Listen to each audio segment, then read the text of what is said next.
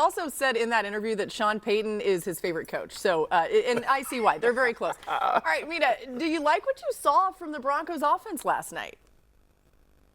Well, I really liked what I saw from the guy we just watched, J.K. Dobbins, and that run game, which is so important for Denver, because coming into this, they had not been running the football well, and there was the expectation this offseason, you have this incredible offensive line that was one of the best run-blocking offensive lines in football last year. They changed up the running back room to Dobbins and R.J. Harvey, and it would take off, and it just hasn't. But in this game, he had a 69% success rate on the ground, 0 run stuffs. Obviously, some of that had to do with the level of competition. But it's so important, Dan, because of the nature of the passing offense as well. This is a passing offense that is built on Bo Nix booting out from under center, right? It's boots and nakeds. They cut the field in half. Defenses have started to play that super aggressively. I'm sure you've noticed these defensive linemen peeling out on Nix. They have to be able to punish them for it on the ground. And so to see them do that is really good. It's going to really help the passing offense as well. And that, to me, is the vision going forward. This is based on the run game and Bo Nix building off of that.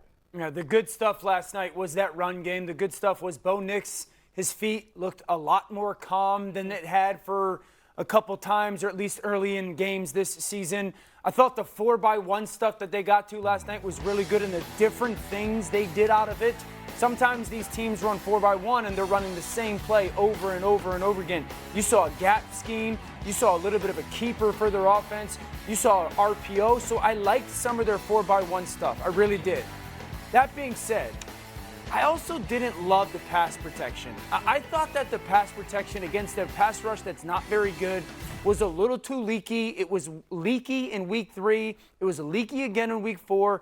I think that's something just to pay attention to moving forward. That offensive line, I think, is better in pass protection than it has played in the last 2 weeks. That's got to be solidified a little bit. Quarterback and his feet, calmness have to help it. They got to go together. But there was more pressure than I had anticipated in that game. Yeah, not that this is related, but there were a ton of penalties on both sides. There were a bunch of penalties on the Broncos. I'm like, woo, what a game. What a night. Y'all heard a bunch of them. Yeah, well, we definitely did. Marcus, we did show you the Nick Benito sack. Yeah. What stood out to you about the other side of the ball for the Broncos? Just the way they're able to generate pressure. And listen, man, I know we've said it and we've talked about this guy. No, Patrick Surtain is out of his mind covering people, dude. Like, yeah. And again, you want to get Jamar Chase the ball as much as possible, but they figured that if we can take care of one, we can get pressure on this quarterback and make Jake Browning uncomfortable. Now, this goes into multiple conversations that I've had with Dan and MK about the Cincinnati Bengals. I've been asking, like, they give themselves no chance. The way that they play football now, especially against a team like this that can create pressure, runs those games up front. And the pressure that is put on the offensive line for the Cincinnati Bengals is unfair. Yeah. It's unfair to ask them time and time again to try to not only sort where these things are happening as a defensive line. It's not only too much pressure for pressure that defenses create, and they know that they are either trying to push the ball downfield to T. Higgins and Jamar Chase. How can we get those guys taken out of the game and we can tear the quarterback out the frame? And that is the issue for for Cincinnati right now. This is a Zach Taylor problem to me. It's not so much about this football team.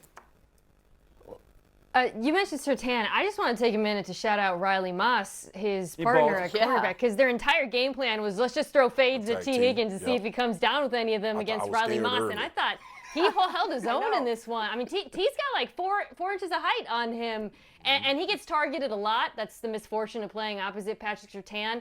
But I feel like he is getting healthy. That was an issue at the end of last year, and I thought this was a tremendous performance from the cornerback, too. Man, shut him down. There's no other way to. Yeah, I mean, again, I would like something more than, hey, let's just throw 7 deep balls on 32. Right. I'd like a little bit more creativity in there, but. Obviously his season's done. And our focus is, as a team to support him from all the things that you want to avoid in something that serious was avoided. Glad you're with us today. Dan Orlovsky's here, Marcus Spears, Mina Kimes as well. Dan, you were in the building last night when that happened. What was it like? It was tough to watch. You can immediately feel the kind of gravity of it, the air of the moment kind of get lifted because everyone saw what looked to be pretty severe experience before. And in the midst of that, and I can't imagine his emotions, he handled himself really well leaving the field. And I can't imagine how difficult that was. And then my thought was in the game, how does the team respond? Like, how do the teammates respond? Sometimes that could just completely distract you from one of the reasons you're there is to play a game. And I was also very impressed with the Dolphins as a team for the way that they were able to compartmentalize, play the game, and try to, at least in that moment, move forward. Yeah, they got their first win of the season and did a nice job. Marcus, we know Tyreek's impact, but when you think about it from the defensive standpoint, how much easier is it to take on that offense if he's not on the field? Yeah, they lose a lot. I mean, in your week of preparation, he is the guy that you're pointing to saying we can't allow Tyreek Hill to wreck this football game. And you try to come up with plans and schemes to keep him intact. Now, a lot of people have tried it, and they still got right. knocked out by Tyreek. But I think a lot of it just is an adjustment, especially with Tua. Right? You make easy throws to Tyreek and you get explosive plays. Yeah. And you push the ball down the field and he creates a way to take the top off of a defense to open up other areas of the football field. So you miss a lot just by him being on the field beyond his playmaking. The one thing I did like was Darren Waller got involved last night. Yeah. And I think he can become a guy that can kind of dictate some Tyreek Hill, but he creates a mismatch enough. I think defenses are going to have to vacate some areas of the field to try to get him covered. Yeah, I think moving forward without Hill, the offense is actually going to look like a lot similar to what we saw last night. It's all about misdirection, getting the defense flowing one way, going horizontally in the other direction. Tua was 7 for 7 on crossers. They clearly identified that against the Jets man coverage being a weakness. But 6 of those throws were not to Tyreek Hill. Jalen Waddle, Malik Washington, Darren Waller, all 3 of those guys have pull-away speed, and I think Mike McDaniels really gets to get them open and create traffic. Losing Hill, however, does change the way defenses. I think a big part of this is Jalen Waddle ready to take that big step forward? He's kind of been that 1B benefactor, Tyreek getting so much attention. Can he emerge as a guy? Waller's a big piece. Those 2 young backs in Achane and Ollie Gordon are big. I just think, to Mina's point, last night we saw a style that was different in their offense. Tua was under center, 17 snaps last night. That's very different for this football team. I'm not telling everybody that I think they're going to go on this run and win the AFC East. And this injury is impactful. There's no doubt. But I do think that there were some things last night, formula-wise, of underneath the center, running the football, some of those bootlegs to get Tua. Tua was hit twice last night. Yeah. Wow. Twice. Yeah. Dio, let me ask you this question, bro. Do you think it's a sense within this offensive staff now to dig a little deeper into their concepts and the things that they want to do to try to create what this misdirection you're talking about? I know it is. Yeah. That's not the injury does that. Absolutely. And that was something that every person that we talked with, Mike McDaniel, Tua, they all said, we can't live in the shotgun, throw it versus 2 high shell anymore. You know, we have to make the run game part of our offense. We have to try to – Mike McDaniel's saying was, I can't allow defenses to play it safe and win. Yep. Play that shell. And so I think there was the philosophy of running the football more even before this injury and allowing their offensive line to fire off the football. It was a good start to that last night. Let's hear from Tyreek Hill. New on NFL Live, he shouted out his supporters before heading into surgery today. Take a listen. All right, guys. Tyreek Hill here is the cheetah. About to go in for this surgery. Keep your boy in your prayers. You guys have been awesome, man. Fans Nation, just the whole entire NFL have been amazing. You know, sending me lots of love, lots of prayers, and I'm absolutely honored, man. You know, granted the situation, but I love you guys so much, and hope to see you soon. Dan, you said it. The way he's handled all of this has been commendable. All right, let's show you what happened in the game. Tua Tagovailoa and the Dolphins taking on Justin Fields and the Jets on Monday Night Football. Yeah, I mean, again, I would like something more than, hey, let's just throw 7 deep balls on 32. Yeah, right.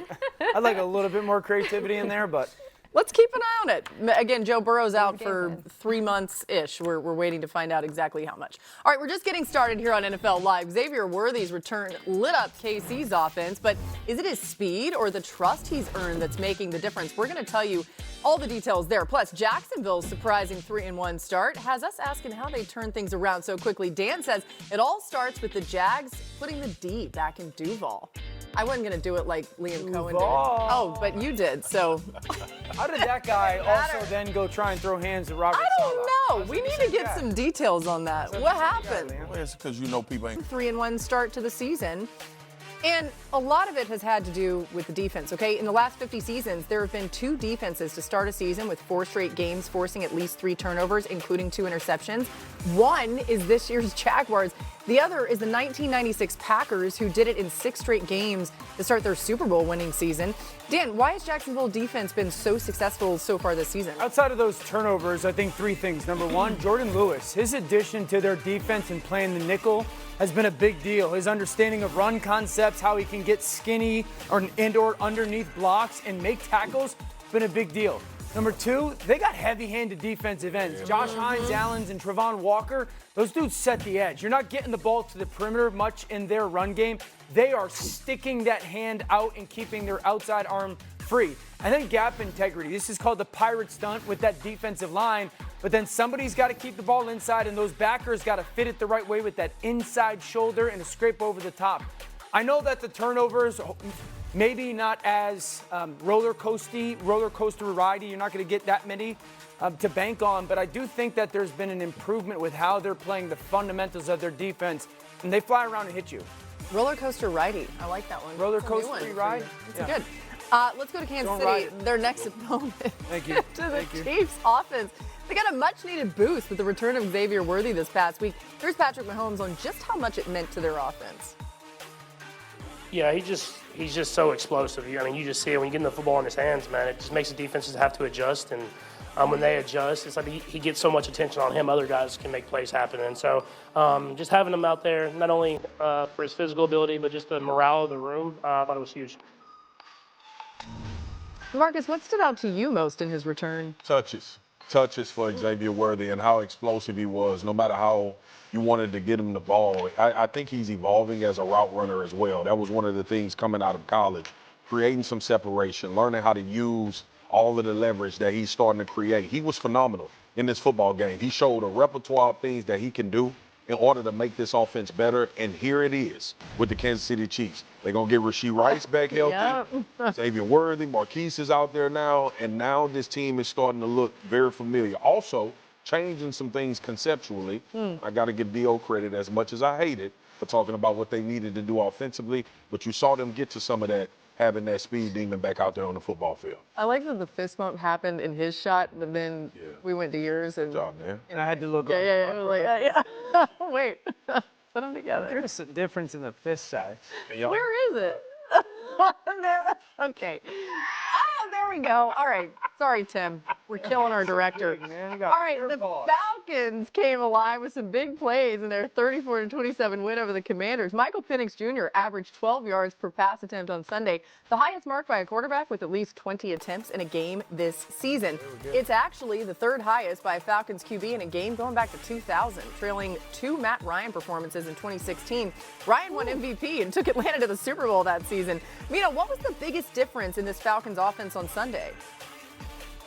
I mean, there were a couple great performances, obviously Bijan, Kalpis, but this was the Drake London breakout game we've been waiting for this season. True 3-level threat. Couple things stood out to me. One, how much he was aligned in the slot. I think that's where he's at his best. 6 of his 10 targets were from the slot, and you saw him continuously win there. And then finally, they used him on some in-breakers. I've been complaining constantly on how much this offense is dependent on outbreakers, but they had Drake London run the in-cut on the dagger concept. He's so good at those routes, and then a slant aligned wide. More of that, more of Drake London in the slot, more of throwing over the middle of the field, please.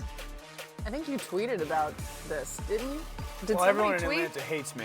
Well, yeah. But no, I agree. Like Drake's been in the slot for like 2 years now. That's where he's been his best.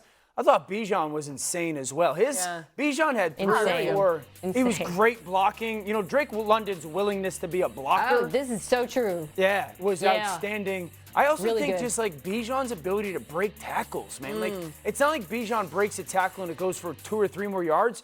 There were multiple times where he broke an arm tackle and went for like 15 or 20. They were explosive. They were very explosive on Sunday. I don't think Washington's defense was great, but that was a really good performance by that offense. All right, we'll see if they can keep it up. Still to come, the injuries for the Ravens continue to pile up. Baltimore return to practice. We'll let you know what the timetable looks like, of course, here on NFL Live. Marcus, even though before the injury, the Ravens were struggling, what do you see as the biggest issue for Baltimore? I don't know what Todd Monken is doing. I really don't. There is a tremendous amount of evidence that if you let Derrick Henry dictate games, this offense works better. Yeah. And him and Lamar dictating games with whether it's sleight of hand or whatever. Look at this on the season. 48 carries, 49 carries, tied for 24th. He's 8th in rush yards on those limited carries. He's tied for 6th with touchdowns and 20-yard rushes, 4, tied for 1st. And we left a game against the Kansas City Chiefs with 8 total carries in a game for Derrick Henry. Now, this has been a part before Derrick Henry showed up. Y'all know I almost lost my damn mind about the AFC Championship game. Yep. Yeah. And the number of runs that the backs had as the number 1 rushing team in the league that season. So again, go ahead. Do you think or expect it to be different once Likely's back consistently and Ricard comes back? But Dan, I understand that, and I agree with you on that. But what's your best formula right now? You have to play for what's going on. Right. You got 7 people injured on defense, and you consistently want to push the ball down the field. And you're not winning. And you're not winning doing that. So again, I understand the draw to want Lamar to make plays and push the ball down the field. You did not sign this man to be tied for 24th in carries 5 weeks into the season. That's a good point. And if his career wasn't made on volume, we wouldn't have this argument. He gets better the more touches he has. That's been the case since he showed up to Baltimore and when he was in Tennessee. So I think, not that I don't disagree that they shouldn't be running more. I think part of the issue is they're not running it well. They're not efficient at all. And I've been kind of trying to figure out why, Marcus, and some of the reasons for that. And there's a litany of it. I don't think they're blocking quite the way that they used to.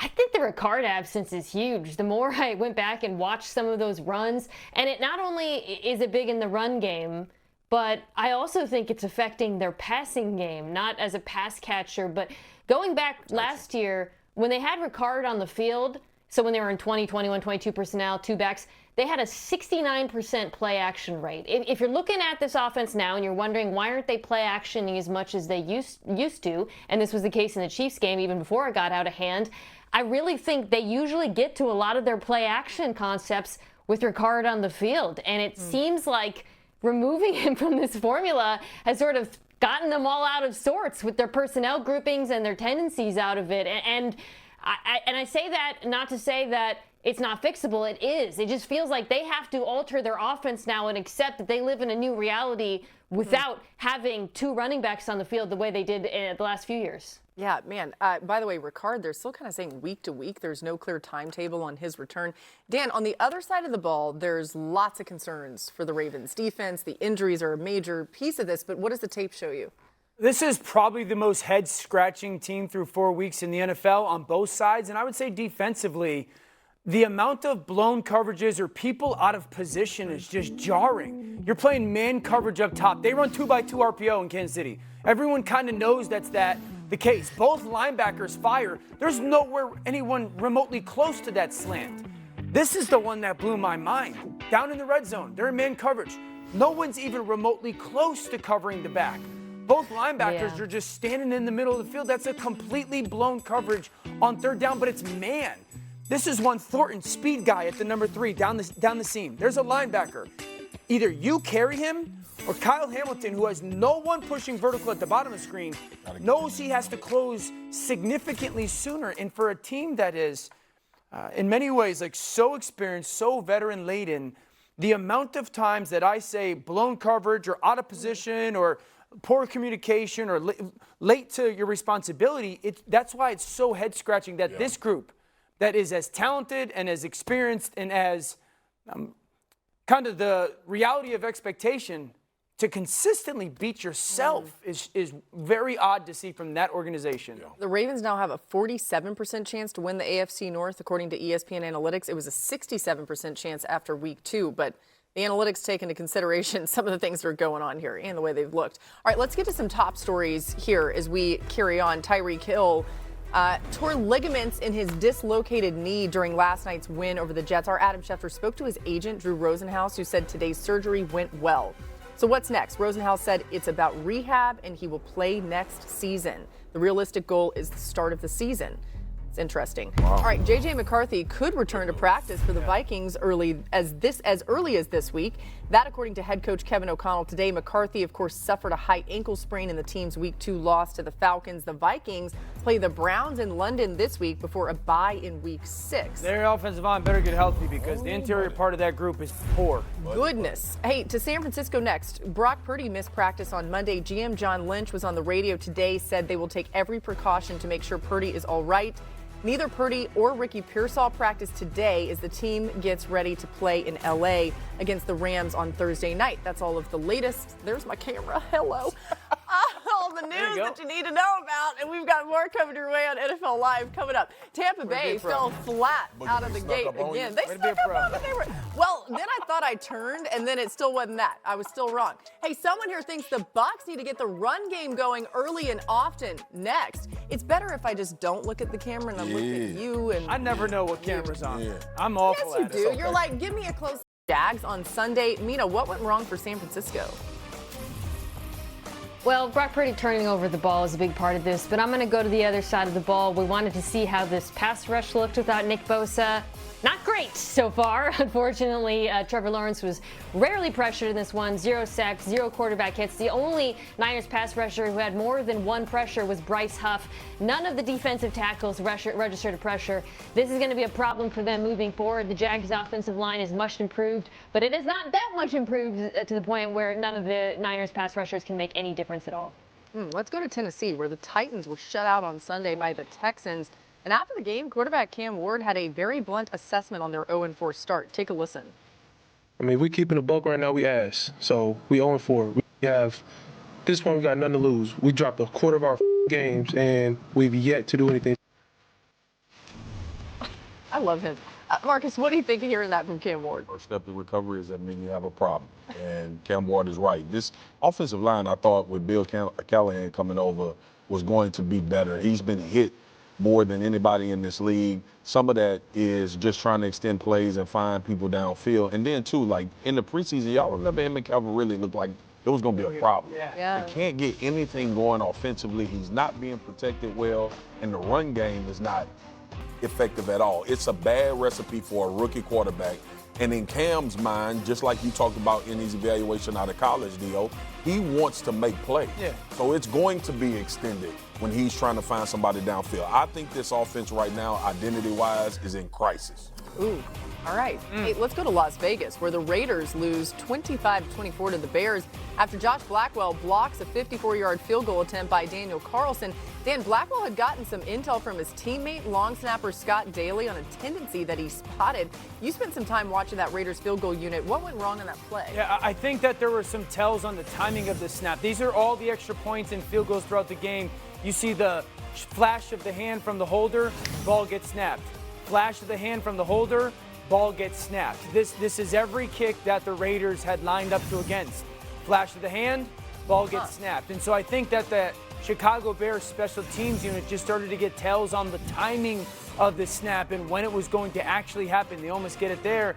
And then to end the ball game, flash of the hand, ball gets snapped. They get a beautiful jump, outstanding effort, and it really obviously wins the football game for them. I think that's a shout out to the Chicago Bears special teams unit. Just if that was the tell, that they timed it absolutely perfectly as the game went on.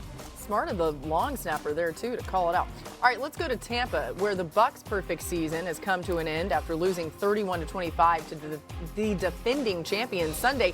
The Bucs have been slow starters this season, ranking 28th in the NFL in yards per game in the first half this season, but they've woken up at halftime, ranking in the top 3 in the league in both yards gained and yards allowed in the second half. Tampa's going to fly cross country to Seattle for Week 5. Marcus, you see the numbers there. Why do you think the slow starts have been an issue for the Bucs? I'm not sure. I mean, you look at the run game early in games. Buck Irvin didn't get going. Really, in the pass game is where he was dominant in this last game against Philly, finding those matchups. If it's not going to be the run game, find those matchups earlier.